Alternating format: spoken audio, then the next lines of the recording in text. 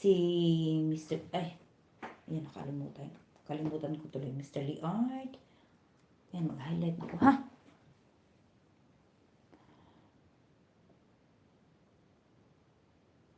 Yan, mag-highlight ako. 50 seconds lang ang highlight eh.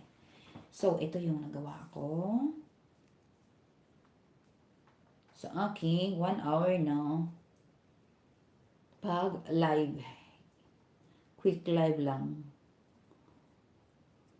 Maraming salamat kay Ate Eva Patmos ng Greece, Tiger Said TV, ag Teacher Test Explorers,